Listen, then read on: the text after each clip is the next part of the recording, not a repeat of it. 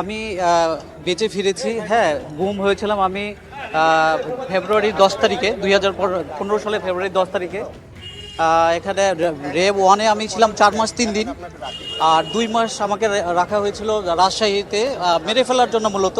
ওখানে রেব হেডকোয়ার্টারেই ছিলাম, আর 4 মাস 3 দিন রেব ওয়ানে ছিলাম। আমি যতটুকু ওখানে দুই একজনের সঙ্গে কথা বলতে পারি মাঝে মধ্যে, তো জানতে পারি সেটা রেব ওয়ানেই ছিলাম। ওখানে আমাকে নির্মম নির্যাতন করা হয়। ওখানে আপনার সারাদিনে টয়লেট যে মানে আমাকে শুধু না সবাইকে একবারই করতে দেওয়া হতো। এবং আমি 4 মাস 3 দিন আমার ইচ্ছে ছিল যে আমাকে তো মেরেই ফেলবে। আমি একটা সময় বুঝতে পেরেছিলাম যে তারা হয়তো আমাকে আর ফিরে যেতে দিবে না। তো আমার ইচ্ছে ছিল যে আমি যেন রিলিজ হওয়ার মানে আমাকে মেরে ফেললেও আমাকে যেন 10 মিনিট ঘুমাতে দেয়, আমি যেন শুয়ে ঘুমাতে পারি। কারণ 4 মাস 3 দিন মানে শুয়ে থাকাটা এটা যে আল্লাহর কত বড় নেয়ামত, এটা আমি তখন বুঝতে পেরেছি। 4 মাস 3 দিনই আমাকে হাত পিছনে বাঁধা, চোখ বাঁধা এবং বসা অবস্থায়, এবং হাত বাঁধা শুধুমাত্র একবার যখন টয়লেটে যেতে দিত, তাও আবার সময় বাঁধা ছিল 2 মিনিট। এর মধ্যে হয় আমাকে উজু করতে হবে, না হয় প্রসাব বা পায়খানা যে কোনো একটা করতে হবে। 2 মিনিট 3 মিনিট সময় দেওয়া হতো, কিন্তু 1 মিনিট পরেই তারা ধরে নিয়ে চলে আসতো, এরকম ছিল। তো আপনার নন স্টপ ওখানে বসে কেউ শুইতে পারে না, হাত বাঁধা পেছনে বসেই ছিলাম। আর 6 জুন আমাকে ওখান থেকে নিয়ে যাওয়া হয়, কারণ আমি প্রতিটা দিন গুনতাম, একটা দিন গুনতাম। 6 জুন আমাকে নিয়ে যাওয়া হয়, মানে 7-8 ঘন্টা জার্নি ছিল। পরে ওখানে যেয়ে আমি জানতে পারি যে এটা রাজশাহী রেব হেডকোয়ার্টার। তো ওখানে আমাকে টয়লেটে রাখা হয়েছিল। টয়লেটে 1 মগ পানি দিত, আর এক মুখ পানি, এটা দিয়েই আপনি খাবেন, এটা দিয়ে আপনি গোসল করেন, উজু করেন, যাই করেন, ওই ছোট 1 মগ সারাদিনে দেওয়া হতো। আর টয়লেটের মধ্যে রাখা হয়েছিল আপনার মোস্ট প্রবাবলি হয়তো 6 আর 8 ফিট, 4 ফিট এরকম। হ্যাঁ, শোয়া যায় না এরকম। আর টয়লেটের মতোই এটা ছিল। এই নির্মম নির্যাতন ছিল। আর এখন আমাকে ছেড়ে দেওয়ার আগে তারা বারবার বলেছিল যে যদি আমি মিডিয়ার সামনে কথা বলি, যদি আমি প্র্যাকটিস লাইফেও ফিরি, যদি আমি এগুলো কোনো মামলার সম্মুখীন মামলা করতে চাই, তাহলে তারা আমাকে এবার শেষ করে ফেলবে। আমার তখন একটা ছেলে একটা মেয়ে ছিল।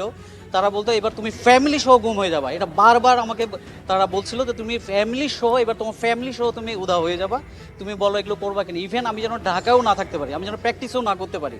তো যাই হোক, তখন আইনের শাসন তখন এস্টাবলিশ ছিল না। এখন আমার বিচার বিভাগের প্রতি পূর্ণ আস্থা আছে, বিধায় আমি আজকে এখানে এসেছি। আমি এটা মামলা করতে চাই এবং আমি এর সর্বাত্মক শাস্তি চাই, এবং আমি এটা আগামীকালকে আমি হাইকোর্টেও এটা রিড করবো ইনশাল্লাহ।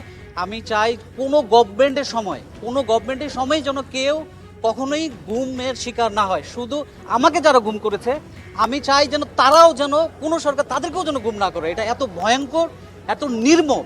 এই আমি হুকুমের আসামি হিসাবে অবশ্যই প্রাইম মিনিস্টার এটাতে অবশ্যই এটা ওনার নির্দেশনা ছিল। কারণ ওখানে যাকে গুম রাখা হতো বলা হতো যে শেখ হাসিনার জন্যই আমরা করতেছি, এবং আমাকে মানে বেগম জিয়ার আমি একজন সমর্থক, বলা হতো যে তার মতো এরকম নেত্রী কেন সাপোর্ট করতে দেওয়া হবে না, শেখ হাসিনাই মেইন। এবং শেখ হাসিনার নির্দেশে তারাই যখন আমাকে টর্চার করতো তার নাম নিয়েও বলতো। হ্যাঁ, এবং তারা সব শেখ হাসিনার একদম ঘনিষ্ঠ লোকজন, এটা বোঝা যেত। কারণ তাদের মানে এত রাগ কিসের, মানে এমন রাগ মনে হয় আমি তাদের ব্যক্তিগতভাবে কোনো আক্রোশ। তারা যখন আমাকে টর্চার করতো, বিশ্বাস করেন, তারা হাসাহাসি করতো। তারা খাবার খেত, হাসাহাসি করতো, উচ্চস্বরে ডিজে মিউজিক চলতো। ইভেন আমাকে যখন মাইক্রোতে ধরে কোনো কথাই নাই, মাইক্রোতেই ওখানেই আমাকে ইলেকট্রিক শর্ট দেওয়া হয়, মাইক্রোর মধ্যে উচ্চ শহরে মিউজিক। মামলা ফাইল করেছি। আমি প্রথমে সাবেক প্রধানমন্ত্রীর নাম দিয়েছি, তারপর স্বরাষ্ট্রমন্ত্রী এখানে আছে সাবেক, তারপর শহীদুল ইসলাম আছেন, তারপর র্যাবের মহাপরিচালক সাবেক বেনজির আহমেদ এটাতে আছে। মোট 26 জন। আমি 5 জন আসামি করেছি, আর বাকি 20 জন অজ্ঞাতনামা হিসেবে।